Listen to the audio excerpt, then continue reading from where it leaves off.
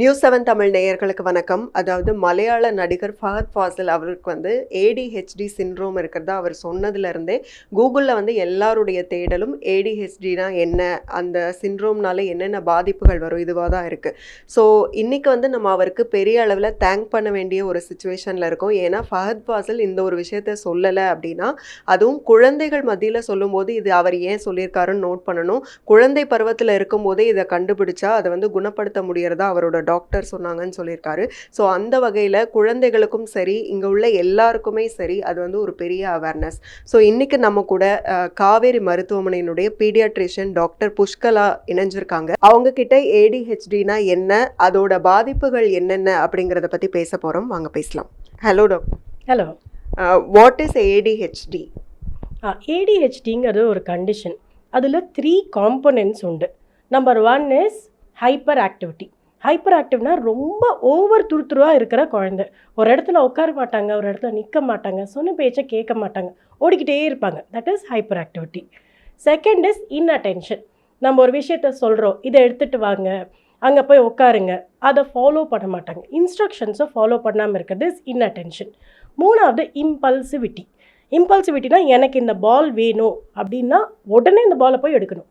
ஒரு 2 minutes pass wait பண்ணி பேஷண்ட்டாக இருந்து எடுக்கிறதுங்கிறது இல்லை, உடனே போய் பண்ணணும். So combination of inattention, hyperactivity and impulsivity, இதுதான் ஏடிஹெச்டி. குழந்தையாக இருக்கும்போதே இதை கண்டுபிடிச்சிட்டா நம்ம அதை சீக்கிரமாக குணப்படுத்திட முடியுமா? ஆக்சுவலி குணப்படுத்துறதோட நம்ம கண்ட்ரோல் பண்ணணும் சிம்டம்ஸை. இதில் என்ன பிரச்சனை அப்படின்னா, ஜென்ரலாகவே குழந்தைங்க துருத்துருவாக தான் இருப்பாங்க. That is normal. பட் எக்ஸ்ட்ராவாக துருத்துருவாக இருந்து ஸ்கூலில் உட்கார முடியல, என்னால் லெசன்ஸை கவனிக்க முடியல, எழுத முடியல, டீச்சர் சொல்கிற இன்ஸ்ட்ரக்ஷன்ஸை ஃபாலோ பண்ண முடியல, அப்போ தான் நம்மளுக்கு பிரச்சனைகள் வரும் சோஷியல் என்வாயர்மெண்ட்டில். இதை எவ்வளோ சீக்கிரமாக ஐடென்டிஃபை பண்ண முடியுமோ இதுக்கு ஸ்பெசிஃபிக் தெரப்பீஸ் இருக்குது. அதை நம்ம அண்டர்கோ பண்ணி குழந்தைய ஒரு இடத்துல உட்காத்தி வச்சு கான்சன்ட்ரேஷனை இம்ப்ரூவ் பண்ண முடியும். சிறு வயதிலேயே நம்ம கண்டுபிடிக்கணும்னா என்னென்ன அறிகுறிகள் இருக்கணும் அப்படிங்கிறத பற்றி தெரியணும். ஸோ என்னென்ன அறிகுறிகள் இருக்குது? இந்த சிம்டம்ஸ் ஜென்ரலி குழந்தை எழுந்து நடந்து ஓடி போகிற வரைக்கும் நம்மளுக்கு தெரியாது. ஸோ ஒரு 1.5-2 years இஸ் த ஏர்லியஸ்ட் நம்ம ஐடென்டிஃபை பண்ண முடியும் அப்படிங்கிறது. ஸோ ஜென்ரலாக ஒரு குழந்தைக்கு 4 இடத்துல டெவலப்மெண்ட் நடக்கணும். சிறு வயதிலேயே நம்ம கண்டுபிடிக்கணும்னா என்னென்ன அறிகுறிகள் இருக்கணும் அப்படிங்கிறத பற்றி தெரியணும். ஸோ என்னென்ன அறிகுறிகள் இருக்குது? இந்த சிம்டம்ஸ் ஜென்ரலி குழந்தை எழுந்து நடந்து ஓடி போகிற வரைக்கும் நம்மளுக்கு தெரியாது. ஸோ ஒரு 1.5-2 years இஸ் த ஏர்லியஸ்ட் நம்ம ஐடென்டிஃபை பண்ண முடியும் அப்படிங்கிறது. ஸோ ஜென்ரலாக ஒரு குழந்தைக்கு 4 இடத்துல டெவலப்மெண்ட் நடக்கணும். Gross motor, fine motor, language, social. Gross மோட்டர்னால் நிற்கிறது, நடக்கிறது, தவழ்கிறது, அதெல்லாம் ஏடிஹெச்டி குழந்தைங்க அது எல்லாமே பண்ணுவாங்க. ரெண்டாவது ஃபைன் மோட்டர். ஃபைன் மோட்டர்னால் சின்ன சின்ன ஆப்ஜெக்ட்ஸை 2 fingers வச்சு எடுக்கிறது, எழுதுறது, பீட்ஸை கோக்கிறது. இந்த ஃபைன் மோட்டர் சில குழந்தைங்களுக்கு அஃபெக்ட் ஆகும். 2 வயசுலேயும் உங்களுக்கு அது தெரியும். சாக்கை பிடிக்க முடியல, ஒரு பென்சிலை பிடிக்க முடியல, ஒழுங்காக பிடிக்க மாட்டேன்றாங்க. Number 1 sign. அதை தவிர லாங்குவேஜ் இஷ்யூஸ். ஸோ ஒரு வயசில் அம்மா அப்பா கூப்பிடணும், கூப்பிடலை. 1.5 வயசில் ஒரு 10 வார்த்தைகள் சொல்லணும், சொல்லலை. 2 வயசில் 2 வேர்ட்ஸை கம்பைன் பண்ணி பேசணும், பேசலை. ஸோ லாங்குவேஜ் டெஃபிஷியன்சிஸ் இம்பார்ட்டண்ட்டாக சோஷியல் என்வாயர்மெண்ட்டில் எப்படி பிஹேவ் பண்ணுறாங்க. நீங்கள் ஒரு பார்ட்டி, ஒரு ஃபங்க்ஷனுக்கு அழைச்சிட்டு போகிறீங்க, யாரோடையுமே மிங்கிள் பண்ணாமல் அவங்க பாட்டுக்கு ஓடிக்கிட்டே இருக்காங்க, யார்கிட்டையும் ஐ கான்டாக்ட் தர மாட்டேன்றாங்க, ஹலோ விஷ் பண்ண மாட்டேன்றாங்க, குட் மார்னிங் சொல்ல மாட்டேன்றாங்க. 2 yearsல இந்த இஷ்யூஸ் உங்களுக்கு தெரிஞ்சிச்சு அப்படின்னா உடனே நீங்கள் போய் உங்கள் டாக்டரை கன்சல்ட் பண்ணுங்கள். மதரோட வயிற்றுக்குள்ளே இருக்கிறச்சு என்ன மாதிரி என்வாயர்மெண்ட்டில் பேபி எக்ஸ்போஸ் ஆகிருக்காங்க, அதில் இன்னும் நிறைய ரிசர்ச்சஸ் போயிட்டுருக்கு.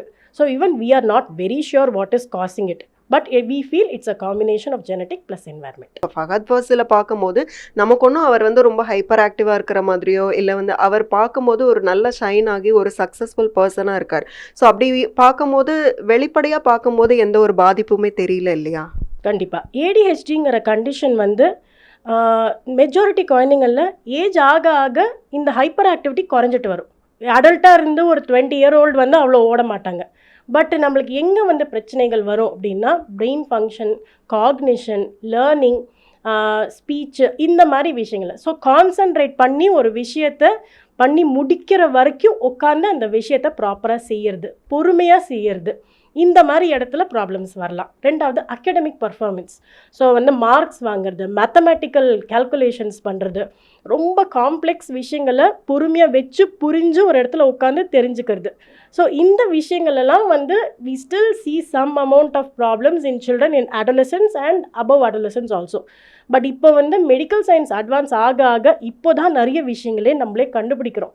பெரிய அடல்ட்ஸுக்கெல்லாம் நம்ம ஏடிஹெச்டி டயக்னோசிஸு, நிறைய டயக்னோசிஸ் சின்ன வயசில் வந்து பாதிக்கப்பட்டதெல்லாம் நம்ம அடல்ட் ஆனோனே தான் நம்ம இப்போ கண்டுபிடிக்கவே ஆரம்பிக்கிறோம். Because medical researches and advances are so high now. So we are all trying to understand as much as possible about this condition also. குறைக்கணும், இந்த சிண்ட்ரோமை குறைக்கணும் அப்படின்னா என்னென்ன ட்ரீட்மெண்ட்ஸ் இருக்கு? ஜென்ரலாக வந்து ஒரு குழந்தைக்கு சஸ்பிஷன் ஆஃப் ஏடிஹெச்டி இருந்தால் போகிறோம். பேரண்ட்ஸ் வந்து கண்டிப்பாக இந்த 3 விஷயங்களும் இருக்கா அப்படிங்கிறது வரி பண்ண வேண்டாம். லைட்டாக எனக்கு ஒரு டவுட் இருக்குது, இருக்குமா இருக்காதா அப்படின்னா ஃபஸ்ட்டு வந்து பீடியாட்ரிஷியன்ட்ட போய் காமிங்க. நம்பர் 1 நம்ம பண்ண வேண்டியது வந்து டெவலப்மெண்ட் அசஸ்மெண்ட் அப்படின்னு ஒன்று பண்ணுவாங்க. ஸோ அது வந்து ஒரு 2-3 டாக்டர் சேர்ந்து உட்காந்து பண்ணுவாங்க. ஒரு சைக்காட்ரிஸ்ட், ஒரு சைக்காலஜிஸ்ட்டு, ஒரு ஆக்குபேஷனல் தெரபிஸ்ட்டு, ஸ்பீச்சு, எல்லோரும் சேர்ந்து உட்காந்து குழந்தைங்களோட ஸ்ட்ரெங்க்ஸ் என்ன, வீக்னஸ் எங்கே, இந்த விஷயத்தை வந்து முதல்ல அந்த அசஸ்மெண்ட்டை வச்சு பண்ணுவாங்க.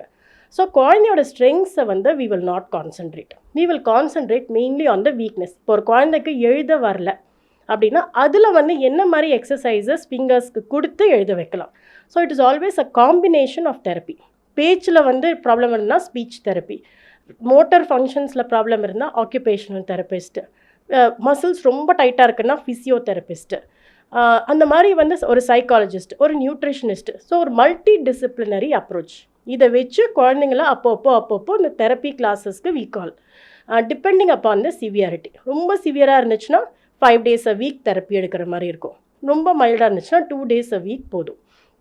ஸோ பீரியாடிக்காக பேபியை வந்து நம்ம அனலைஸ் பண்ணிக்கிட்டே இருக்கணும். எவ்ரி இயர் இந்த அசஸ்மெண்ட் நம்ம பண்ணி இதிலெல்லாம் திருப்பி ஸ்ட்ரெங்க்ஸ் இருக்குது, இதிலெல்லாம் வீக்னஸ் இருக்குது, வீக்னஸ் இப்போ பெட்டராக இருக்கா, இஸ் த சைல்ட் இம்ப்ரூவிங் அப்படிங்கிறத நம்ம பார்த்துக்கிட்டே இருக்கணும். இந்த மாதிரி ஒரு அனலைசிஸ் அண்ட் டயக்னோசிஸ் ஸ்கூலில் சேர்க்கறதுக்கு முன்னாடி பண்ணால் the chances of recovering are very high. Because 2 years, 3 years is when the brain starts developing. So அந்த டெவலப்பிங் பிரெயினில் வந்து நம்ம சீக்கிரமாக அட்ரஸ் பண்ணோன்னா மூளை வளர்ச்சி ஃபுல்லாக முடிக்கிறதுக்குள்ளே குழந்தைய நம்ம மாற்றுற சான்சஸ் நிறைய இருக்குது. இப்போ இந்த சிண்ட்ரோம் இருக்கக்கூடிய குழந்தைங்களோ யாரையோ வந்து இப்போ அவங்களோட பேரண்ட்ஸோ இல்லை வந்து சொசைட்டியோ எப்படி ஹேண்டில் பண்ணணும்னு ஒரு டாக்டராக நீங்கள் கொடுக்குற advice? I feel we should also take these children as a part of the society. நம்ம சொசைட்டியில் நிறைய ப்ரெஜுடிசஸ், நிறைய பயஸ் இருக்குது.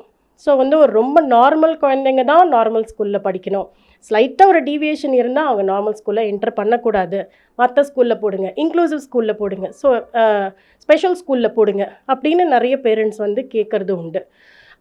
நான் என்னோடய personal take is education is meant for all. Every child is different, every child's learning capacity is different.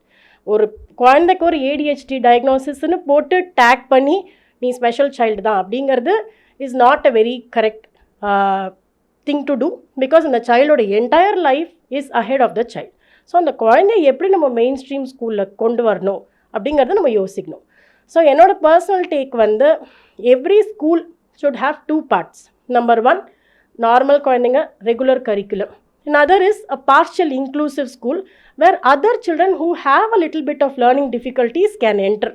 So that அவங்களும் இந்த normal main stream school குழந்தைங்களோட இன்ட்ராக்ட் பண்ணி படிக்கிறதுக்கு ஒரு ஆப்பர்ச்சுனிட்டி. ரெண்டாவது the parents, what I would like to say is கொஞ்சம் பேஷண்ட்டாக இருங்க. இந்த மாதிரி குழந்தைங்களுக்கு நிறைய சேலஞ்சஸ் இருக்கும். நம்ம இன்னொருத்தங்களோட கம்பேரிசன் பண்ணி நம்ம குழந்தை ஏன் வந்து பண்ணலை அப்படிங்கிற வருத்தம் இருந்தாலும் don't talk it out in front of the child. Just be patient, work with your child. ஏன்னா பேரண்ட்ஸ் தான் அந்த குழந்தையோட பிக்கெஸ்ட் ஸ்ட்ரென்த். பேரண்ட்ஸ் வந்து அவங்களுக்கு சப்போர்ட் சிஸ்டம், ஒரு strong support system and motivation கொடுத்தா அந்த குழந்தைங்க நல்லா அச்சீவ் பண்ணுவாங்க. 40 இயர்ஸ்க்கு மேலே இதை வந்து குணப்படுத்துறது இல்லைனா அந்த சிண்ட்ரோமை குறைக்கிறது, கட்டுப்படுத்துறது அப்படிங்கிறது ரொம்ப கஷ்டமான விஷயமா? நிறைய தெரப்பீஸ் இல்லை. பட் இப்போ எப்படின்னா ஒரு விஷயத்தில் நான் சொன்ன மாதிரி ஒரு வீக்னஸ் இருந்துச்சுன்னா இன்னொரு விஷயத்தில் அவங்களுக்கு ஒரு ஸ்ட்ரென்த் கண்டிப்பாக இருக்கும். ஸோ அந்த ஸ்ட்ரெங்க்ஸ் என்ன அப்படிங்கிறத ஐடென்டிஃபை பண்ணிவிட்டு அந்த ஸ்ட்ரெங்க்ஸில் நம்மளோட ப்ரொஃபஷனையோ இல்லை ஆக்குபேஷனையோ இல்லை இன்ட்ரெஸ்ட்டையோ எடுத்துகிட்டு போகிறது is a good option. Because அவங்களுக்கு சப்போஸ் ஒரு விஷயத்தில் மெக்கானிக்ஸில் இன்ட்ரெஸ்ட் இருந்துச்சுன்னா அவங்க கிரவுண்ட் பிரேக் த்ரூஸ்லாம் பண்ணியிருக்காங்க இந்த மாதிரி குழந்தைங்க. ஸோ அவங்களோட ஸ்ட்ரென்த் என்ன, எதில் அவங்க பெஸ்ட்டாக ஸ்பெஷலைஸ் பண்ணுறாங்க அப்படிங்கிறத பார்த்துட்டு அதில் ஒர்க் அஹெட் பண்ணுறது இஸ் அ குட்